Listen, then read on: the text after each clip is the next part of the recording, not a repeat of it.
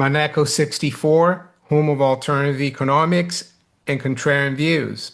Well, today is October 30th, 2025, and I have a new guest. Her name is Sarah Charlton.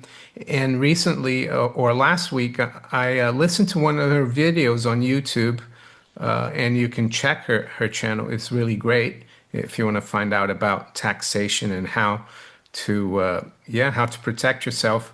The video, though, was Reeves' 2025 budget, the biggest tax grab in modern history. And I thought it was a great video, Sarah. Welcome to the channel. Hi, thank you. No problem. You've got more views here than one that Jacob Rees-Mogg did about the budget. You were approaching 120,000. So I'm going to put this video in the description. I'm going to put it up here as well in the cards, so you can watch it if you haven't yet. Sarah, you said towards the end of your video that this budget could be the perfect economic storm. So, do you think Rachel Reeves is really trying to brew a perfect economic storm? Do you think she's maybe even following orders from the World Economic Forum, or is she just incompetent? Yeah, just your take on that, and then we'll look into what you said in that video. I think the rumors of all of these tax plans have probably been sensationalized in the news. Because if all of those landed at the same time, the United Kingdom would collapse completely. The housing market would go, jobs would go, small business would go, the hairdressers, like I said, they would go. Nobody would be able to afford to be in business. I think the most likely scenario, and this is how I would do it, I think they're going to go for pensions. They're going to tweak the reliefs, and I think there is going to be some tweaks to VAT, but it's going to be a wide cast net. It's not. They're not going deep. They're not raising taxes. They're going to cast wide and catch products and services that have previously not been VATable and move them into VATable categories. Yeah, yeah. And I remember last year's budget, Sarah, and there's a lot of speculation in the press about all the horrible things that was going to come up in the budget. And it was actually not that bad. So it's kind of a management of expectations and perception. So I think there was a bit of a relief. But be as it may, people are worried now. I've heard that in central London, for example, because of all this talk of a mention or wealth tax, that the 2 million pound plus properties in central London, they can't find any buyers for it because buyers are not gonna, they're holding off, and the sellers are desperate to sell, and they're lowering the price. So it's already starting to be felt, and I guess the government hasn't come out and try to stop it. But anyway, yeah, I wanted to touch upon what you said in your video, that this will be a budget more for technical adjustments instead of like raising the basic rate of tax. Could you explain to us what that means? Like what I said about VAT, they're not gonna raise VAT to 25% or anything like that. I don't think if they are going to lower the threshold, I don't think it'll be 30,000, maybe 50,000. But there is talk of it also going to 100,000. I think they're going to move zero rated and non-vatable products and services into the standard rate to raise cash, which Just like, increases our cost of living. yeah, just like they did with private schools, I guess. They took the exemption. Yeah. Yeah. And so yeah, talk about the threshold for business paying VAT, because in your video you said it could be dropped from 90 thousand to 30,000. Could you explain to the viewers how that would impact things? Well, it would add 20% to most everyday products and services, wouldn't it? So, like I said in the video, hairdressers, consultants, everything would go up by 20%, which we can't afford because of fiscal drag. That's We, right. wages go up, but tax thresholds don't. So we're all being moved into higher tax bands.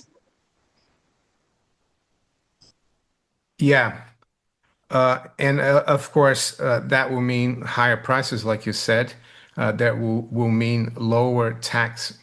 Well, they will get more tax revenues in the beginning, but then when the economy goes into a recession, they won't get any tax revenues. The Bank of England will probably have to raise rates because of higher prices or what they call inflation. So you have what you did in your video is really good because you also told people what they can do. So maybe you could go over what people, let's say small businesses that could be liable to a new VAT threshold, what they can do to protect themselves. So I would, if I was a sole trader, I would be looking to go limited. That's the first step. Um, any assets you hold, move them into limited companies, SPVs, holding companies, family trusts, um, anything that's kind of out in the direct firing line of tax, move it somewhere where it can be structured and managed properly, so you're not overpaying tax. And all we can do is plan. Until this budget comes out, we don't really know what's going to happen. But any good business person knows that they should be planning at least 6 months in advance, and those 6 months do cover two budgets per year. So if taxes go up, we should be planning for that 6 months before. Yeah, yeah, and this is the whole problem with all these budgets now from the Labour Party. And I'm not saying the Conservatives were that much better, but there seems to be a lot of speculation, a lot of worries about everything, and it kind of puts a brake on the economy already. Uh, I wanted to move now into real estate or property because since I moved to this country in the early 90s, I was really surprised how important real estate and property is for the British or the English in particular. And a lot of what is maybe planned or is been speculated upon will hit not just landlords, but also property owners. Landlords, of course, we've seen, Sarah, in the last 15 years, a lot of people going into buy to let. And I think one of the reasons that happened is because the Bank of England cut rates so sharply after the '08 crisis, and they kept it at zero for so long that savers they went elsewhere. They went into property because they could get 4, 5, or 6%. And it's there. This is the fault of the Bank of England and the government. And now they've created like a target, and they're going after landlords. So could you talk about what they're planning to do to landlords, possibly in this budget?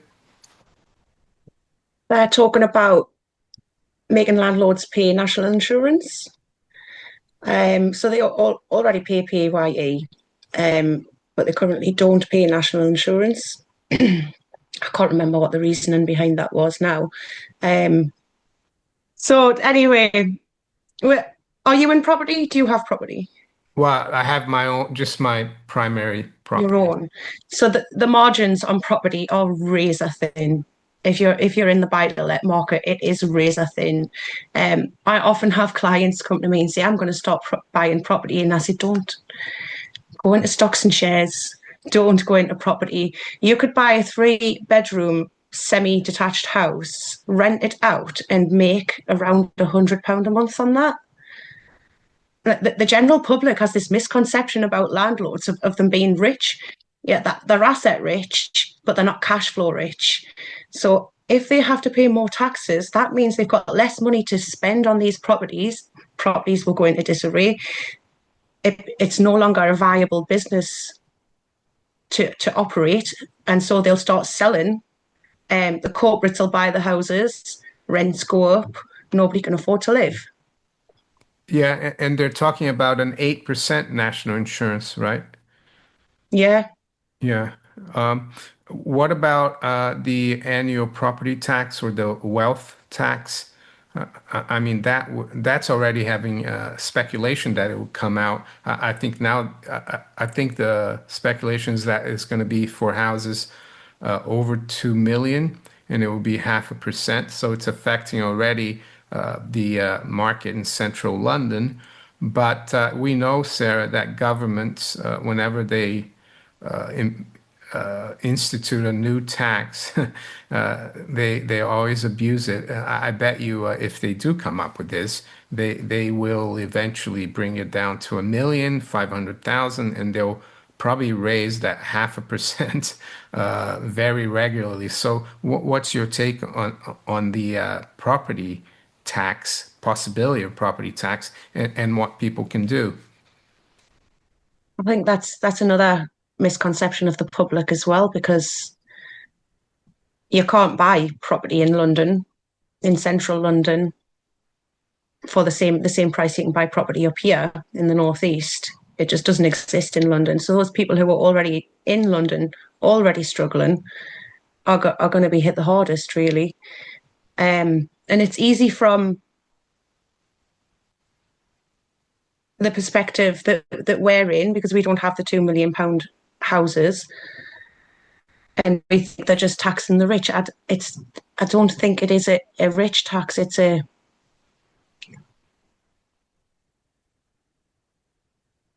There will come a day when it does affect everyone as house prices rise, and they bring the threshold down. Once they start this, they won't stop, and it will be everybody that pays this annual property tax. Yeah, and if you look at some of the elderly people in London who bought their house, let's say in the 70s or 80s, I mean, they haven't done anything wrong.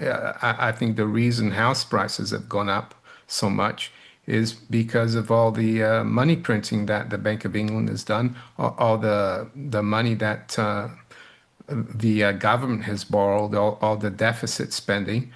So, it's not like I know someone nearby, a friend of a friend, an elderly gentleman. He's in his 90s and his house is worth millions, but he bought it probably for 30, 20,000 pounds in the early 70s. How is he going to cope? So yeah, again, you talk about in the video that this is a wealth it's a wealth redistribution exercise from independent and small business towards the institutional. Could you tell us what that really means? And yeah, I'm sorry. yeah, no, you Could said you in repeat your that? Sorry. yeah, I'm sorry. You said in your video that this budget is feels like it's redistributing wealth from the independent sector, the small businesses, towards the institutional. Do you think that's being done on purpose? Because Keir Starmer was asked before he was prime minister the question, do you like Westminster or Davos, where the World Economic Forum meets? And he said Davos. So it seems to me that this is not incompetence, that they're trying to move things this way. Is that how you see it, or is this something you haven't looked into? I haven't looked into this a lot to have an opinion. No. Yeah, yeah, but I mean, Um, you realize though, you have noticed though through your analysis of the budget or the possible budget that this could happen, right? yes. Yeah. I don't think this country has a tax problem. We have a mismanagement problem. in government. The government's too big. I agree. I mean, on my channel, that's what we've been trying to tell people for the last 10 years that the government is getting bigger and bigger, public sector is getting bigger and bigger, and the only sector that creates wealth, that pays tax, is getting smaller. And I just don't understand how they don't see that. Yeah. Plus, I think it was it the first year after Brexit, or was it our export business shrank by 10%? I can't remember. Was it 10? I can't remember exactly what it was, but that was due to Brexit, um, which is another topic entirely. If you're a business owner, you're probably feeling the pinch now. Um, and I don't think the government set actually thought that Brexit would happen. I think that was they thought that the UK would want to stay in Europe. So that backfired, and now we're all paying the price of that. And then we had COVID as well. Um, the cost of that was billions, and the interest on that is billions. Like the overall debt. What is the overall debt? About 2.7, 2.8 trillion. Yeah, And I think the it's interest almost is 100 billion per year. yeah, I We're think just it's paying the interest. I know, I think it's almost 3 trillion now, the national debt. And Yeah, it's more if you include the debt that the Bank of England holds for the government, which they bought. Yeah, I mean, it's been since '08. It's been constant kicking the can down the road. We had bailed out the banks. And then after Brexit, I think Mark Carney, the governor of the Bank of England, he did more QE. He printed more money. And then during COVID as well, they did massive amounts of printing, and they paid loads of people to stay at home doing nothing as well, which didn't help. And do you remember they gave these business loans up to £50,000, and there was very little like control about that, and government. many people took it and uh, took the money and left the country. I mean, so there's tens of billions that have been lost through that. And I think what's happening now, unfortunately, Sarah, is that we're paying the price for all these government and central bank reactions with the cost of living going up because they have to keep inflating the system. And now they're also taxing so much. Yeah. Yeah. Yeah, we don't have a tax problem, we have a management problem. Yeah. Yeah. Um, and I think that as business owners, the best thing we can do is move our assets into structures that are protected, such as limited companies, trusts, etc. And even looking at offshore structures, could you form an Irish company, holding company, and pay your dividends up to that company to plan for retirement? I think that's something a lot of people need to look at. Taxes are a lot lower in Ireland. I see. That's pretty interesting. And for the viewers, just to let you know, I'm sorry I didn't say this earlier, Sarah, but you're an accountant, entrepreneur, and proof that you can rebuild everything from scratch. And your channel is for doers, you say, the business owners who are tired of spinning their wheels and ready to make serious money, freedom, and impact. Could you tell us a little bit about yourself and how you rebuilt everything from scratch, if you don't mind? I don't know if you want to put this on your channel. Well, let's see. Um, I've spent the last 2 years being domestically abused violently and emotionally by my ex-partner to the point where me and my son ended up in a refuge in January, a domestic violence refuge. At the same time, I got a contract with a renewables company who I've been consulting with. And we've taken that company from zero in January to a million turnover. Well, it will be a million turnover by tomorrow. While also building my own company, Tax for Pros. Yeah, can you repeat your own company from a name? refuge. Yeah, yeah. Well, that's great. Great. Well, You uh, might not want to put that on the channel. sorry. No, You might not want to put that in the video. why not? I think that's, shows you that you're legitimate anyway. Um, Back to the budget. You also talked about income tax national insurance swap. Could you explain to us what that could mean? So that was the landlord national insurance. So they do currently pay PAYE, um, but not national insurance. So I haven't. This isn't a one I looked into in very much depth. Actually, I was looking more at the VAT. So the one to I think it was swap. Yeah, I think what it is, Sarah, is the one that they will increase the rate on the basic income tax to by 2%, but they will lower the national insurance by 2%, right? Yeah. Yeah. So it's not raising the tax. It's just swapping who pays it. Yeah. The thing is that almost everyone pays uh, income tax, right? The basic rate. Yeah. Yeah. And it's only like, and even pensioners, they don't pay the national insurance, so they're going to lose out. So yeah, there's talk of tax and pensioners as well. Yeah. I also read that if you increase the basic rate by 2%, you get a lot more than you would, for example, raising the top rate of 45% because there's not as many people paying that rate. Yeah, that's true. Mm. But would that stand up politically? Yeah, yeah. So you've said a couple of times that the problem is not taxation, but management of the country. What do you think what's the underlying cause of that, and what is the mismanagement? Because my personal opinion is that people in Parliament, politicians, they are politicians. They aren't business people. Business people build. Politicians seem to tear everything down. I think we need to get more entrepreneurs in positions of power in Parliament. If a true entrepreneur was running this country, we'd be seeing innovation, export on the increase.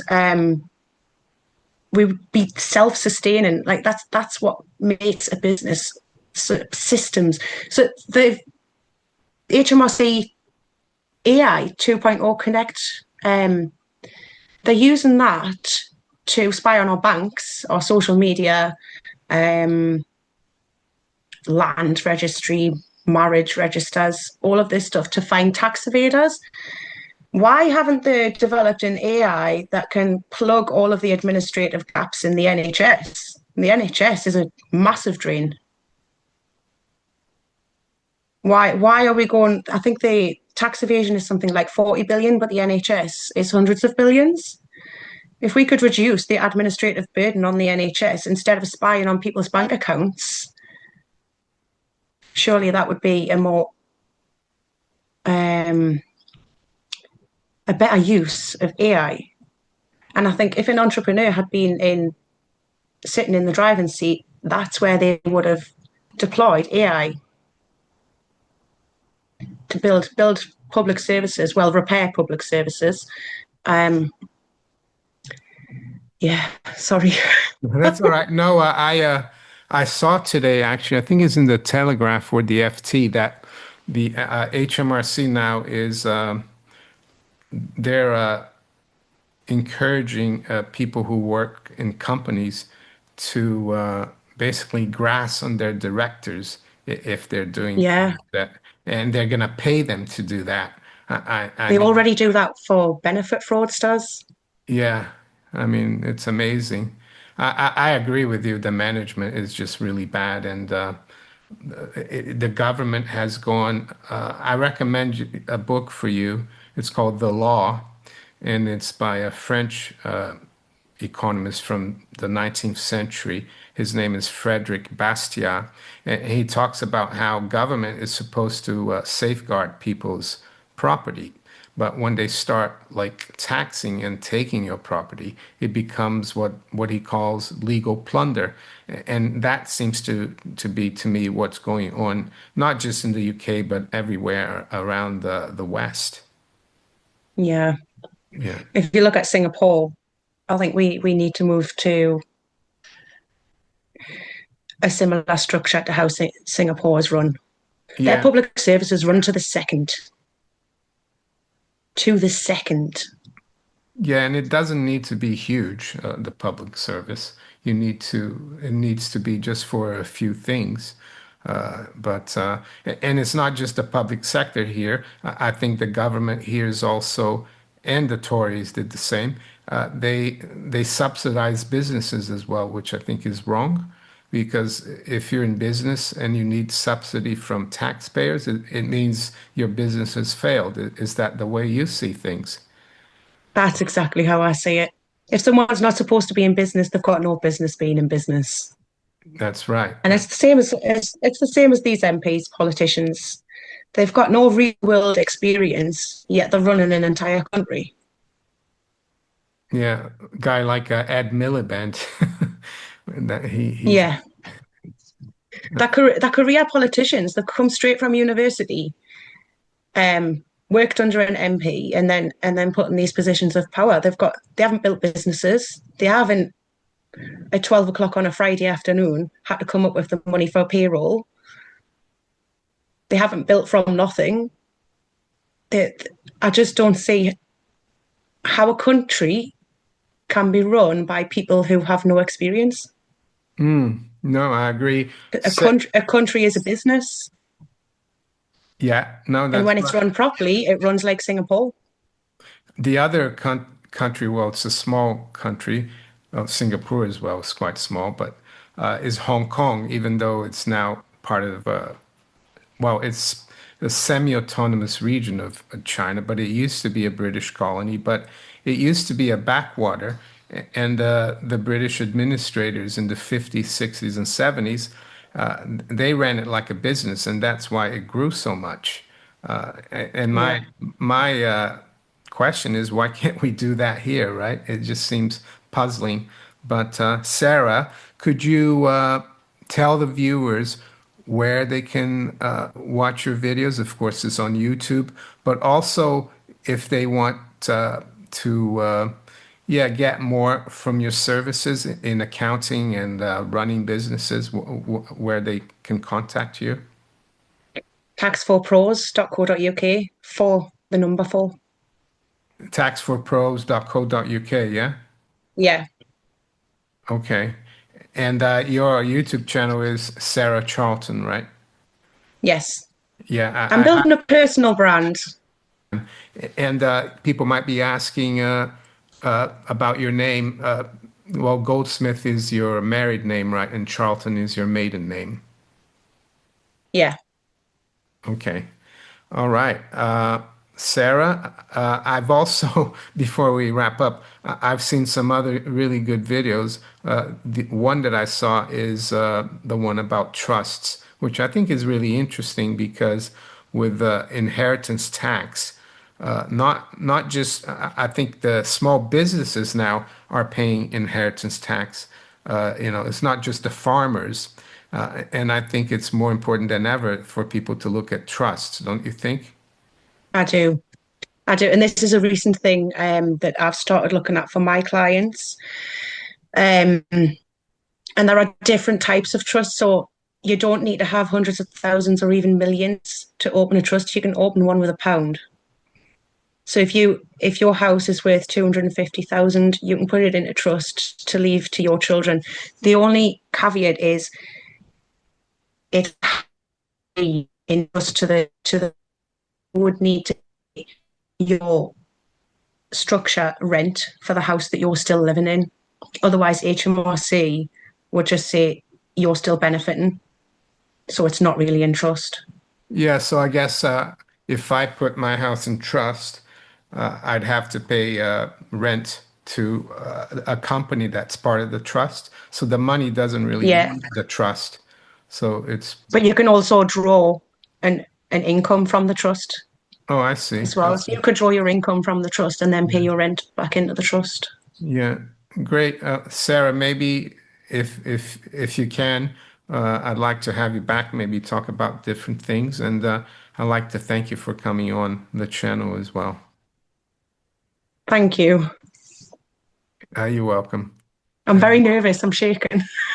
That's all right.